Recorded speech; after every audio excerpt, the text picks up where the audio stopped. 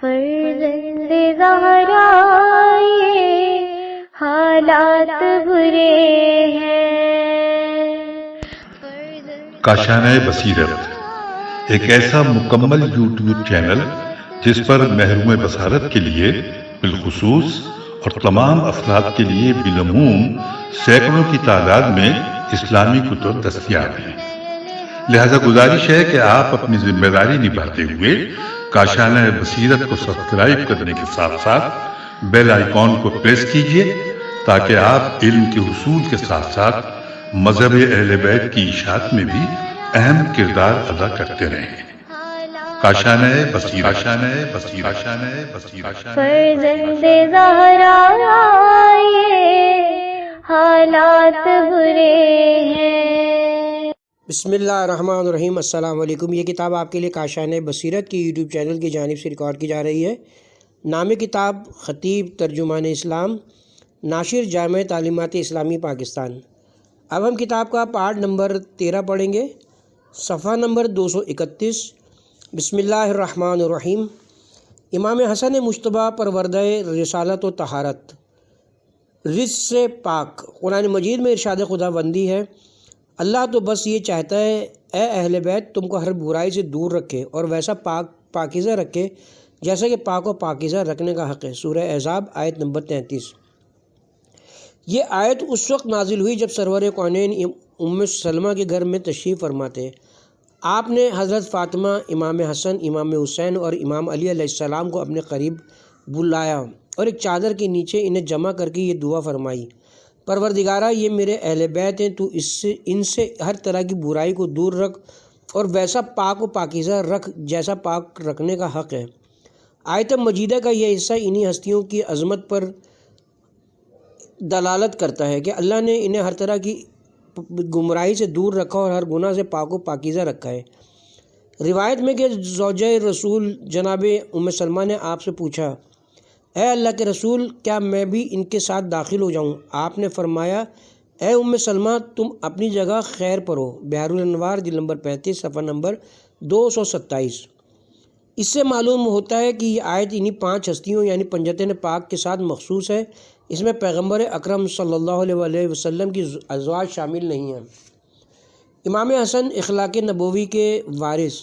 امام حسن مجتبیٰ 15 رمضان المبارک کو مدینہ منورہ میں پیدا ہوئے۔ آپ امام علی علیہ السلام اور حضرت فاطمہ سلام اللہ علیہ کی پہلی اولاد تھے۔ روایت میں ہے کہ پیغمبر اکرم نے امام حسن سے فرمایا، اے حسن تم شکل و صورت اور اخلاق میں ہو بہو میری شبیہ ہو۔ بحر الانوار جلد نمبر 43 صفحہ نمبر 294۔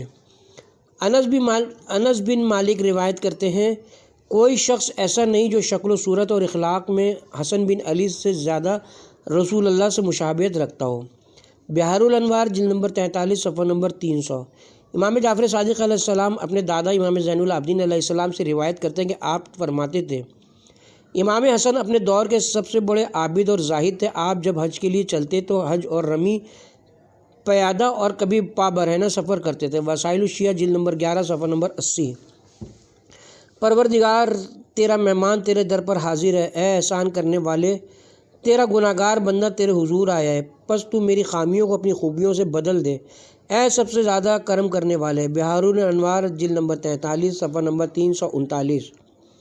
امام زین العابدین علیہ السلام مزید فرماتے ہیں، آپ ہر وقت اور ہر جگہ ذکر الہی میں مشغول رہتے تھے، آپ سب سے زیادہ سچے تھے۔ بحر الانوار جلد نمبر 43 صفحہ نمبر 331۔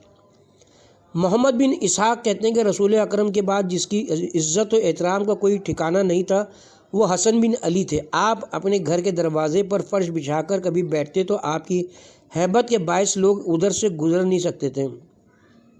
جب آپ کو یہ معلوم ہوا تو آپ اٹھ کر مکان کے اندر چلے گئے، تب لوگوں نے وہاں سے گزرنا شروع کیا۔ امام حسن علیہ السلام رسول اکرم صلی اللہ علیہ وسلم کی نگاہ میں۔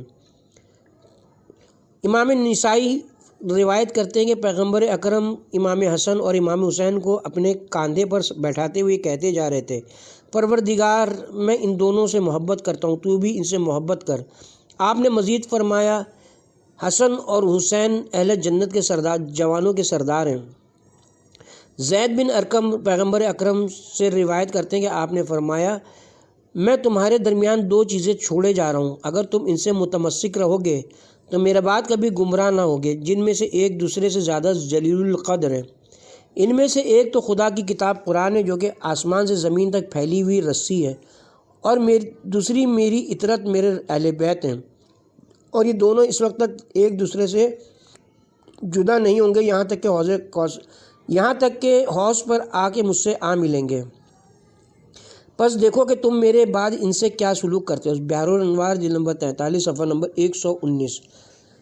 تبلیغ کا حکیمانہ انداز۔ آپ کے تعلیم اور تربیت کے حکیمانہ انداز کے متعلق روایت ہے کہ ایک مرتبہ امام حسن اور امام حسین کہیں سے گزر رہے تھے کہ انہوں نے دیکھا کہ ایک بوڑھا شخص غلط وضو کر رہا ہے۔ آپ دونوں رک گئے اور اس بوڑھے شخص سے فرمانے لگے، ہم دونوں وضو کرتے ہیں اور آپ یہ بتائیں ہم دونوں میں سے کس کا وضو صحیح ہے۔ بوڑھے شخص نے ان کی درخواست قبول کی اور ان کے وضو کا فیصلہ کرنے بیٹھ گئے۔ پہلے امام حسن نے وضو کیا، پھر امام حسین نے۔ ظاہر ہے کہ ان دونوں کا وضو پیغمبر اکرم کے وضو جیسا تھا۔ بوڑھا شخص ان دونوں کا وضو دیکھ کر سوچنے لگا کہ ان کا وضو بالکل ایک جیسا تھا۔ پھر وہ سمجھ گئے کہ در حقیقت وہی غلط طریقے سے وضو کر رہا تھا۔ ان دونوں اماموں نے بزرگ کا احترام کرتے ہوئے غیر محسوس طریقے سے اس کو وضو کا صحیح طریقہ سکھایا۔ یہ اہل بیت کے گھرانے کے حکیمانہ تبلیغ کا ایک مختصر سی جھلک ہے۔ روایت میں کہ امام حسن نے 2 مرتبہ اپنی پوری جائیداد کا نصف حصہ راہ خدا میں غریبوں میں تقسیم کیا۔ قرآن اور احادیث 2 اٹوٹ حقیقتیں۔ امام حسن کے دور امامت میں مسلمانوں کے درمیان قرآن مجید اور احادیث رسول تحریری شکل میں محفوظ کرنے کے بارے میں اختلافات سامنے آئے۔ بعض کی رائے تھی کہ صرف قرآن تحریری حالت میں رکھا جائے تاکہ احادیث پیغمبر قرآن مجید سے مخلوط نہ ہونے پائے، مگر امام علی اور امام حسن نے قرآن مجید اور رسول اکرم کی احادیث کے جدید مگر امام علی اور امام حسن نے قرآن مجید اور رسول اکرم کی احادیث کے جدا جدا اسلوب کو مد نظر رکھتے ہوئے احادیث کو تحریری شکل میں لانے کو ترجیح دی، کیونکہ احادیث کو محفوظ کرنا ضروری تھا جو صرف کتابت کی صورت میں ممکن ہے۔ امام حسن علیہ السلام کی زندگی کے مختلف مراحل۔ امام حسن کو اپنی زندگی میں کئی مراحل سے گزرنا پڑا۔ پہلا مرحلہ آپ کے اپنے بھائی امام حسین کے ساتھ پیغمبر اکرم کی آغوش رحمت و محبت میں تربیت تھا۔ آپ دونوں مسجد نبوی میں اپنے نانا کو خطبہ دیتے اور احکام اسلام بیان فرماتے ہوئے سنتے اور گھر جا کر اپنی مادر گرامی کی خدمت میں وہ احادیث بیان کرتے تھے۔ پیغمبر اکرم کے ساتھ آپ اپنے بابا امام علی اور والدہ حضرت فاطمہ کی بھی زیر تربیت رہے۔ امام حسن اپنی مادر گرامی کو نماز شب میں مشغول دیکھتے۔ آپ کی والدہ ماجدہ تمام مومنین و مومنات کے لیے استغفار اور دعائیں کرتی ہیں۔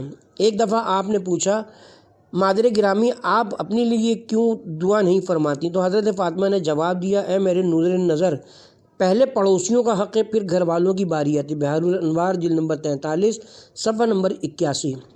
آپ کی زندگی کا دوسرا مرحلہ سرور کونین اور آپ کی والدہ ماجدہ حضرت فاطمہ کی المناک رحلت کے بعد شروع ہوتا ہے، جو کہ آپ نے امام حسین کے ساتھ اپنے والد امام علی علیہ السلام سے پیغمبر اکرم کے عطا کردہ علوم حاصل کرتے اور آپ کے افکار و تجربات سے فیضیاب ہوتے ہوئے گزارا۔ اس دوران آپ نے دیکھا کہ مسلمانوں نے آپ کے والد کو ان کے جائز حق منصب خلافت سے محروم کر دیا ہے، اور امام علی ہیں کہ اس پر صبر کیے جا رہے ہیں۔ امیر المومنین امام علی علیہ السلام اپنی خلافت کے دوران امام حسن پر بہت اعتماد کیا کرتے تھے۔ آپ نے امام حسن علیہ السلام کے نام ایک مفصل وصیت نامہ تحریر فرمایا جو اخلاقی و تربیتی اور معنوی نصیحتوں سے بھرپور ہے کہ دنیا میں آج تک اس کی نظیر پیش نہیں کر سکی۔ امیر المومنین امام علی علیہ السلام کی شہادت کے بعد امام حسن کو خلافت کی باغ دوڑ اپنے ہاتھ میں لینے کا موقع ملا اور مسلمانوں کے خلیفہ کی حیثیت سے آپ کی بیعت کی گئی، مگر اسلامی معاشرہ منقسم ہو چکا تھا اور معاویہ سرداران قبائل کو مال اور منصب کے عوض خرید چکا تھا۔ پھر وہ خود کو مسلمانوں کا خلیفہ کہلوانے اور خلافت پر قبضہ کرنے میں کامیاب ہو گیا۔ امام حسن نے اسلامی شریعت کی بنیاد پر حکومت قائم رکھنے کی کوشش کی، مگر معاویہ نے آپ کے لشکر کے سرکردہ لوگوں کو رشوت کے ذریعے خرید لیا اور آپ کی پوزیشن کمزور کر کے آپ کو جنگ بندی پر مجبور کرنے میں کامیاب ہو گیا۔ چنانچہ امام حسن جو اسلامی مصلحتوں سے مکمل آشنا تھے، معاویہ سے صلح کرنے پر مجبور ہوئے۔ امام حسن کو درپیش حالات امام حسین کو درپیش آنے والے حالات سے یکسر مختلف تھے۔ لیکن امام حسن نے امام حسین کی تحریک اور انقلاب کربلا کے لیے اپنی صلح کے ذریعے راہ ہموار کی۔ معاویہ نے زہر کے ذریعے آپ کو شہید کرنے کا منصوبہ بنایا۔ یوں امام حسن اپنی امامت کی ذمہ داریوں کو انجام دیتے ہوئے معاویہ کے زہر سے شہید ہو گئے۔ امام حسن علیہ السلام کے چند نورانی کلمات۔ آپ کے جشن ولادت کے موقع پر ہم آپ کے بعض نورانی کلمات قائرین کی خدمت میں پیش کرنا چاہتے ہیں۔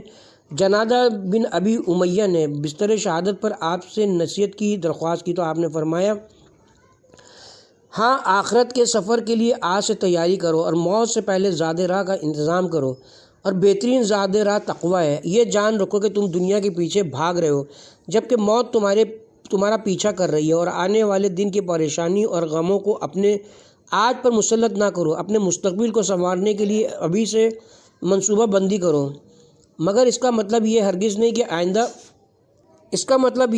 کہ آئندہ پیش آنے والے ممکنہ مسائل کو یاد کر کے پریشان رہو، اور یاد رکھو کہ تم اپنے گزر اوقات سے زیادہ نہیں کماتے، مگر یہ کہ تم اس کے متعلق دوسروں کے امین ہو، کیونکہ اپنی ضروریات پورا کرنے کے بعد بچ جانے والی چیزوں کو دوسروں پر خرچ کرنا ہوگا، اور جان لو کہ دنیا کی حلال چیزوں کا تم سے حساب لیا جائے گا اور حرام چیزوں پر سزا اور شبہات پر تعزیر ہے۔ لہٰذا دنیا کو مردار کی مانند سمجھو، اس سے اپنی ضرورت بھر ہی حاصل کرو، اپنی دنیا کے لیے اتنی کوشش کرو گویا تم کو ہمیشہ یہاں رہنا ہے، اور آخرت کے لیے اتنی جدوجہد کرو جیسے تمہیں کل ہی مرنا ہے۔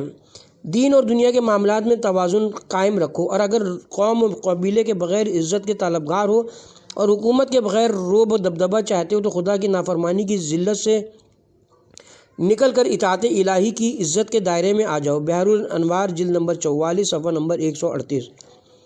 امام حسن علیہ السلام ایک اور جگہ فرماتے ہیں، کسی قوم نے اپنے معاملات میں مشورہ نہیں کیا مگر یہ کہ اسے سیدھا راستہ ملا۔ بحر الانوار جلد نمبر 75 صفحہ نمبر 105۔ لہٰذا اپنے امور میں اپنی ذاتی رائے کو حرف آخر مت سمجھو، بلکہ اہل علم اور اس شعبے کے ماہرین سے مشورہ کرو، کیونکہ مختلف افکار اور آراء کے ملنے سے حقیقت کی راہیں کھل جاتی ہیں۔ ایک اور روایت میں امام حسن علیہ السلام فرماتے ہیں، اے آدم کے بیٹے، محرمات سے بچو تاکہ تم عابد بن جاؤ۔ خدا نے تمہیں جو کچھ عطا کیا ہے اس سے راضی ہو جاؤ تاکہ تم غنی بن جاؤ۔ اپنے ہمسایوں کے ساتھ بھلائی سے پیش آؤ تاکہ تم مسلمان کہلاؤ، اور لوگوں کے ساتھ وہی سلوک کرو جو تم اپنے لیے پسند کرتے ہو تاکہ تم عادل کہے جاؤ۔ تم سے پہلے کے لوگوں نے مال و دولت کے انبار لگائے، اونچی اونچی عمارتیں بنوائیں اور لمبی لمبی امیدیں رکھی، مگر ان کی عمارتیں کھنڈرات بن گئیں اور مکانات قبروں میں تبدیل ہو گئے۔ اے آدم کے بیٹو، تمہاری زندگی کا خاتمہ اسی دن شروع ہو چکا ہے جس دن تم پیدا ہوئے تھے، لہذا دنیا سے وہی کچھ سمیٹو جو آخرت میں تمہارے کام آئے، کیونکہ مومن اس دنیا سے اپنی آخرت کے لیے زیادہ راہ حاصل کرتا ہے جبکہ منافق اس سے لذتیں اٹھاتا ہے۔ بحر الانوار جلد نمبر 75 صفحہ نمبر 112۔ یہ ہے امام حسن علیہ السلام کی سیرت و کردار کا خلاصہ۔ آپ واجب الاطاعت امام ہیں، آپ کی زندگی دین کی ذمہ داریوں کی ادائیگی میں گزری۔ ہمارا سلام ہو امام حسن پر، جس دن آپ پیدا ہوئے اور جس دن آپ شہید ہوئے اور جس دن آپ پھر زندہ کیے جائیں گے۔ بسم اللہ الرحمن الرحیم۔ امام علی علیہ السلام انسانیت کے لیے دائمی نمونہ عمل۔ فضیلت علم۔ قرآن مجید میں ارشاد اہدیت ہے، ان سے پوچھو کیا جاننے والے اور نہ جاننے والے دونوں برابر ہو سکتے ہیں، اور نصیحت تو عقل والے ہی قبول کرتے ہیں۔ سورہ زمر آیت نمبر 9۔ دوسری آیت میں ارشاد الہی ہے، اور دعا کرو کہ میرے پروردگار مجھے مزید علم عطا فرما۔ سورہ طٰہٰ آیت نمبر 114۔ اللہ تعالیٰ مشرکوں کی سب سے مشکل بات پر قرار دیتا ہے کہ مشرک علم نہیں رکھتے، وہ جانتے نہیں۔ چنانچہ ارشاد الہی ہے، اور جو لوگ کچھ نہیں جانتے یعنی مشرکین کہتے ہیں کہ اللہ خود ہم سے بات کیوں نہیں کرتا یا ہمارے پاس کوئی نشانی کیوں نہیں آتی۔ سورہ بقرہ آیت نمبر 118۔ اسلام جو اللہ تعالیٰ کی طرف سے کی گئی وحی اور پیغمبر اکرم کی سنت مبارکہ کے توسط سے ہم تک پہنچا ہے، دنیا کو جہالت کی تاریکی سے نکال کر علم کی روشنی کی طرف لانا چاہتا ہے، کیونکہ علم بے انتہا قیمتی سرمایہ ہے۔ اس لیے تمام انسانوں کو چاہیے کہ وہ اس کی قدر و قیمت کا احساس کرتے ہوئے حصول علم کے لیے تمام کوششیں بروئے کار لائیں، کیونکہ یہ علم ہی ہے جس کے ذریعے ہم اپنے پروردگار، اس کے پیغام اور رسول اکرم کی معرفت حاصل کر سکتے ہیں۔ یہ علمی ہے جس کے ذریعے ہم اپنی زندگی کے معاملات بہتر انداز میں چلا سکتے ہیں اور اچھائی برائی اور حسن و قبیح میں تمیز کر سکتے ہیں۔ خداوند عالم عقل کی اہمیت پر زور دیتے ہوئے لوگوں سے چاہتا ہے کہ وہ اپنی عقل کو پروان چڑھائیں۔ چنانچہ قرآن مجید میں ارشاد اہدیت ہے، اور سمجھتے تو صرف عقل مند ہیں، سورہ رعد آیت نمبر 19۔ بعض گمراہوں کے متعلق ارشاد ہوا ہے، ان کے دل تو ہیں لیکن ان سے سمجھتے نہیں، سورہ اعراف آیت نمبر 179 بلکہ وہ اپنے جہل اور جاہلوں کی پیروی کرتے ہیں۔ اسلام اور جہالت میں یہی فرق ہے کہ اسلام لوگوں کی فکری، عملی اور ذہنی جہالت سے نکال کر علمی سوچ، فکری اور عملی میدان میں لانا چاہتا ہے۔ چنانچہ ارشاد الہی ہے، کیا یہ پھر جہالت کا فیصلہ چاہتے ہیں؟ حالانکہ جو لوگ اللہ پر یقین رکھتے ہیں ان کے لیے اللہ سے اچھا فیصلہ کس کا ہو سکتا ہے؟ سورہ مائدہ آیت نمبر 50۔ روایت میں ہے، جسے شیعہ سنی دونوں نے نقل کیا ہے، خدا نے جب عقل کو پیدا کیا تو اسے بولنے کا حکم دیا، پھر کہا کہ آگے بڑھو، پھر اسے پیچھے ہونے کے لیے کہا تو پیچھے ہٹ گئی۔ پھر اللہ تعالیٰ نے اپنی عزت و جلالت کی قسم کھاتے ہوئے اس سے فرمایا کہ میں نے ایسی کوئی مخلوق پیدا نہیں کی جو مجھے تجھ سے زیادہ پسند ہو، اور میں نے تجھے اپنی پسند سے مکمل کیا ہے۔ اب میں تیرے ذریعے امر نہیں کروں گا اور تیرے ذریعے سے ہی جزا اور سزا دوں گا، اصول کافی جلد نمبر 1 صفحہ نمبر 10۔ یہی وجہ ہے کہ ہم کہتے ہیں کہ اللہ تعالیٰ نے اپنے رسول کو اس وقت رسالت پر مابعوث کیا جب آپ کی عمر مبارک 40 سال کی تھی، یعنی اللہ نے آپ کو اس وقت رسول بنا کر بھیجا جب آپ کی عقل پوری طرح پختہ ہو چکی تھی، اور اس طرح سے آپ کو خدا نے علم لدنی کا مالک بنا کر بھیجا تاکہ آپ اپنی عقل اور اپنے علم کے ذریعے لوگوں کے دل و دماغ کو کھول سکیں اور لوگ آپ کے علم کی روشنی سے استفادہ کرتے ہوئے اپنی زندگیوں کو منور کر سکیں۔ اسلام کے پیغام کو پوری دنیا میں عام اور مسلمانوں کے لیے دینی اور دنیاوی معاملات کو چلانے والے ذمہ داروں کے لیے ضروری ہے کہ وہ دوسروں سے زیادہ عقل مند اور پختہ فکر ہوں، اور ان کی علمی سطح اس قدر بلند ہو کہ وہ تمام لوگوں کی ہر شعبے میں رہنمائی کر سکیں، ان کے مسائل حل کر سکیں، ان کی آگاہی اور علم میں اضافہ کر سکیں، کیونکہ پیغمبر اکرم اور آپ کے جانشینوں یعنی اہل بیت علیہم السلام یہی چاہتے تھے کہ اسلامی معاشرہ علمی اور معنوی اعتبار سے سب سے زیادہ ترقی یافتہ ہوں۔ امام علی علیہ السلام رسول اللہ کے حقیقی وارث، رسول اللہ نے اللہ کے حکم سے امام علی علیہ السلام کو اپنا جانشین اور خلیفہ منتخب کیا، کیونکہ امام علی علم اور فضل میں تمام صحابہ کرام پر سبقت رکھتے تھے، کیونکہ آپ کے پاس وہ علم تھا جسے آپ نے اپنے رسول کو وحی کے ذریعے عطا کیا تھا۔ اپنے علم کے متعلق امام علی علیہ السلام فرماتے ہیں، اللہ کے رسول نے مجھے علم کے 1000 ابواب کی تعلیم دی اور میرے لیے ہر باب سے 1000 نئے ابواب کھلے۔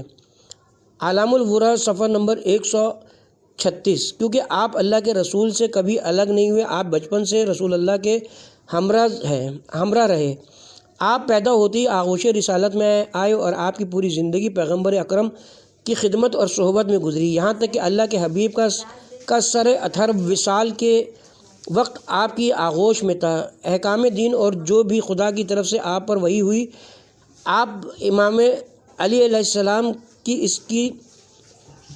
آپ امام علی کو اس کی تعلیم دیتے۔ چنانچہ امام علی رسالت کے تمام علوم اور آثار سے بخوبی آگاہ تھے۔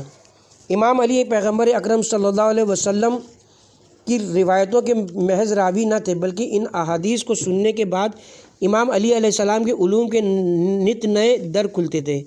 یہی وجہ تھی کہ امام علی علیہ السلام تمام صحابہ سے زیادہ علم رکھتے تھے، اور پیغمبر اکرم کی اس حدیث کے تو شیعوں کے ساتھ سنی بھی قائل ہیں کہ حبیب خدا نے فرمایا، انا مدینۃ العلم و علی بابھا، میں علم کا شہر ہوں اور علی اس کا دروازہ ہے۔ وسائل الشیعہ جلد نمبر 27 صفحہ نمبر 34۔ لہٰذا اگر ہمیں پیغمبر اکرم صلی اللہ علیہ وسلم کے علم اور آپ کی صفات کو سمجھنا ہے تو انہیں امام علی کے علم اور کمالات کی روشنی میں دیکھنا ہوگا، کیونکہ جب آپ فرماتے ہیں حق علی کے ساتھ ہے اور علی حق کے ساتھ، اور جدھر علی جائے حق اسی طرف مڑ جاتا ہے۔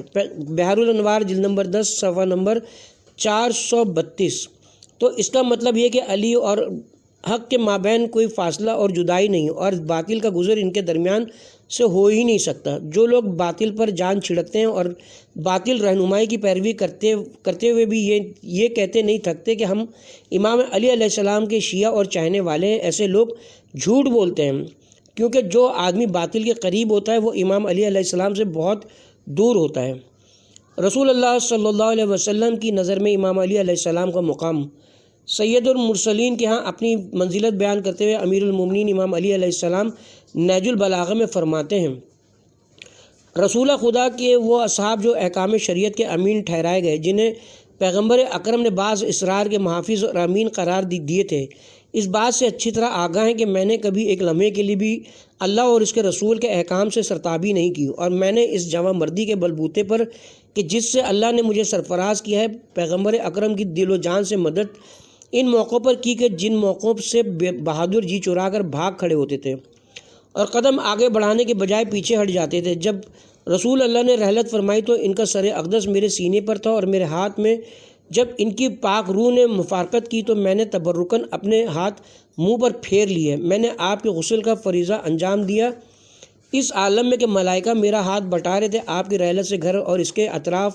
اور جوانب نالہ و فریاد سے گونج رہے تھے۔ فرشتوں کا تانتا بندھا ہوا تھا، اور ایک گروہ اترتا تھا اور ایک گروہ چڑھتا تھا۔ وہ حضرت پر نماز پڑھتے تھے اور ان کی دھیمی آوازیں برابر میرے کانوں میں آ رہی تھیں، یہاں تک کہ ہم نے انہیں قبر میں چھپایا تو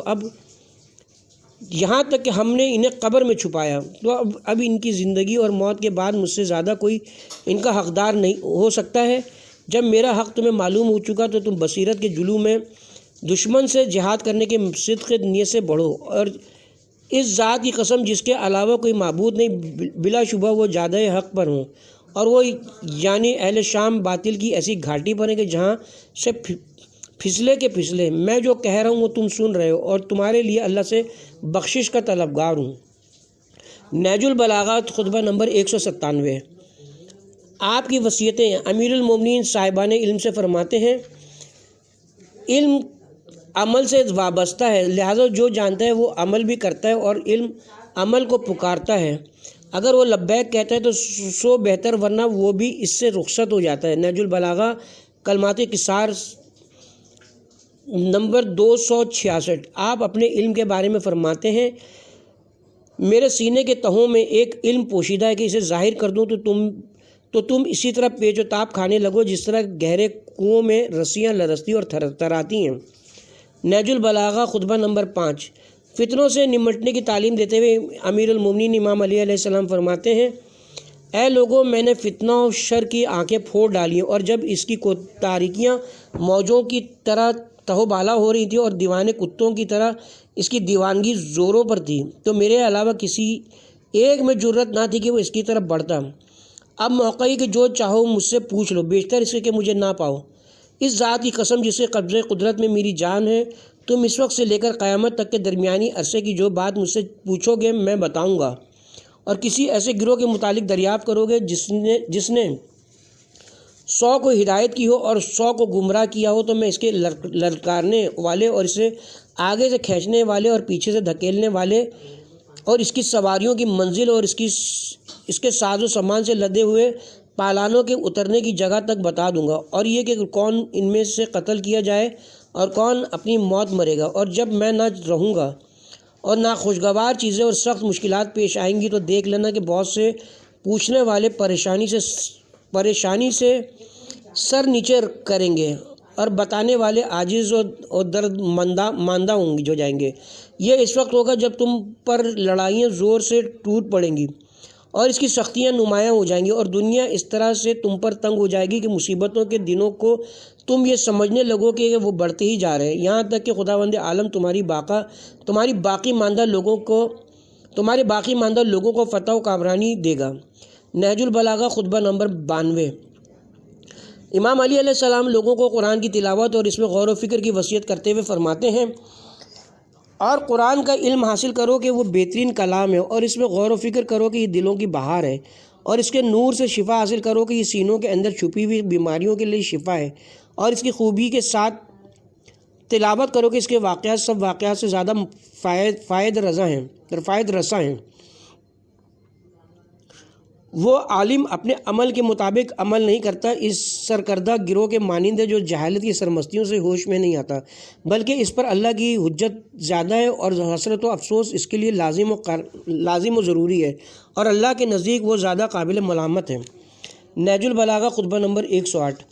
ہم آخر میں آپ کی آخری وصیت سے کچھ اقتباسات بیان کر کے اپنی گفتگو تمام کرنا چاہتے ہیں، جسے امیر المومنین علیہ السلام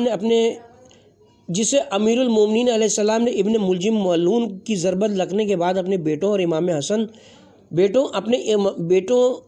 حسن اور امام حسین اور قیامت تک کے لوگوں کے لیے تحریر فرمائی۔ آپ فرماتے ہیں، میں تم دونوں کو وصیت کرتا ہوں کہ اللہ سے ڈرتے رہنا، دنیا کے خواہش مند نہ ہونا اگرچہ وہ تمہارے پیچھے لگے، اور اگر دنیا تمہارے پیچھے لگی ہے تو اس میں غرق نہ ہونا، اور دنیا کی کسی ایسی چیز پر نہ کڑنا جو تم سے روک لی جائے۔ جو کہنا حق کے لیے کہنا، تمہاری گفتگو تمہارے نعرے اور اہداف حق کے لیے ہوں، اور جو کام کرنا ثواب کے لیے کرنا اور قرب الہی کے حصول کے لیے کرنا۔ ظالم کے دشمن اور مظلوم کے مددگار بنے رہنا۔ میں تم کو اپنی تمام اولاد کو، اپنے کنبے کو اور جن جن تک میرا یہ نوشتہ پہنچے سب کو وصیت کرتا ہوں کہ اللہ سے ڈرتے رہنا، اپنے معاملات درست اور آپس کے تعلقات سلجھائے رکھنا، کیونکہ میں نے تمہارے نانا رسول اللہ صلی اللہ علیہ وسلم کو فرماتے سنا ہے کہ آپس کی کشیدگیوں کو مٹانا عام نماز اور روزے سے افضل عبادت ہے۔ دیکھو، یتیموں کے بارے میں اللہ سے ڈرتے رہنا، ان کے کام و دہن کے لیے فاقے کی نوبت نہ آئے اور تمہاری موجودگی میں وہ تباہ و برباد نہ ہو جائیں۔ اپنے ہمسایوں کے بارے میں اللہ سے ڈرتے رہنا، کیونکہ ان کے بارے میں تمہارے پیغمبر نے برابر ہدایت کی ہے، اور آپ اس حد تک ان کے لیے سفارش فرماتے تھے کہ ہم لوگوں کو یہ گمان ہونے لگا کہ آپ انہیں بھی میراث دلا دیں گے۔ قرآن کے بارے میں اللہ سے ڈرتے رہنا، ایسا نہ ہو کہ دوسرے اس پر عمل کرنے میں تم سے سبقت لے جائیں۔ نماز کے بارے میں اللہ سے ڈرتے رہنا، کیونکہ وہ تمہارے دین کا ستون ہے۔ اپنے پروردگار کے گھر کے بارے میں اللہ سے ڈرنا ہے، اسے جیتے جی خالی نہ چھوڑنا، کیونکہ اگر یہ خالی چھوڑ دیا گیا تو پھر عذاب الہی سے مہلت نہ پاؤ گے۔ جان، مال اور زبان سے راہ خدا میں جہاد کرنے کے بارے میں اللہ کو نہ بھولنا، اور تم پر لازم ہے کہ آپس میں میل ملاپ رکھنا اور ایک دوسرے کی عنایت کرتے رہنا، اور خبردار ایک دوسرے کی طرف سے پیٹھ پھیرنے اور تعلقات توڑنے سے پرہیز کرنا۔ نیکی کا حکم دینے اور برائی سے منع کرنے سے کبھی ہاتھ نہ روکنا، ورنہ بد کردار تم پر مسلط ہو جائیں گی، پھر تم دعا مانگو گے تو قبول نہ ہوگی۔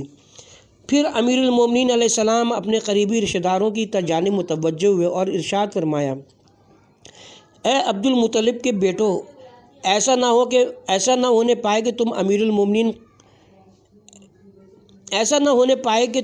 المومنین قتل ہو گئے کہ نعرے لگاتے ہوئے مسلمانوں کے خون سے ہولی کھیلنا شروع کر دو۔ اسلام میں قصاص کے متعلق کوئی طبقاتی تفریق نہیں، پیغمبر اکرم کے بعد امام علی سے بڑھ کر کوئی افضل نہیں۔ اس کے باوجود امیر المومنین وصیت کرتے ہیں کہ میرے قتل کے بعد میرے قاتل کے قوم و قبیلے والوں سے انتقام نہ لینا۔ دیکھو، میرے بدلے صرف میرا قاتل ہی قتل کیا جائے، اور دیکھو جب میں اس ضربت سے مر جاؤں تو اس کو ایک ضرب کے بدلے ایک ہی ضرب لگانا، اور اس شخص کے ہاتھ پیر نہ کاٹنا، کیونکہ میں نے رسول اللہ صلی اللہ علیہ وسلم کو فرماتے سنا ہے کہ خبردار کسی کے ہاتھ پیر نہ کاٹو، اگرچہ وہ کاٹنے والا کتا ہی کیوں نہ ہو۔ نہج البلاغہ مکتوب نمبر 47۔ عزیزان گرامی، یہ ہے امیر المومنین امام علیہ السلام کی کچھ فضائل اور آپ کی سیرت کا ایک گوشہ۔ آپ خدا اور اس کے رسول سے انتہائی محبت کرتے تھے، اور خدا اور اس کے رسول بھی آپ سے بے انتہا محبت کرتے تھے۔ یہ وہ ہستی ہیں جنہوں نے اپنی ذات اور نفس کو خدا کی مرضی کے لیے بیچ دیا تھا۔ آپ کے قلب و ذہن میں لوگوں کے لیے محبت کے علاوہ کچھ نہ تھا۔ آپ اپنی فکر، عمل اور فیصلوں میں معصوم تھے۔ آپ کی ولایت رسول اللہ کی ولایت ہے، اور رسول اللہ کی ولایت خدا کی ولایت ہے، اسی لیے ارشاد الہی ہوا، اے ایماندارو تمہاری والی بس خدا اور اس کے رسول اور وہ مومنین ہیں جو پابندی سے نماز ادا کرتے ہیں اور حالت رکوع میں زکوٰۃ دیتے ہیں۔ سورہ مائدہ آیت نمبر 55۔ ہمارا سلام ہو امام علی علیہ السلام پر، جس دن آپ پیدا ہوئے اور جس دن آپ شہید کر دیے گئے اور جس دن پھر سے زندہ کیے جائیں گے۔ اس کے ساتھ ہی ہم یہاں پہ کتاب کے پارٹ نمبر 13 کا اختتام کرتے ہیں۔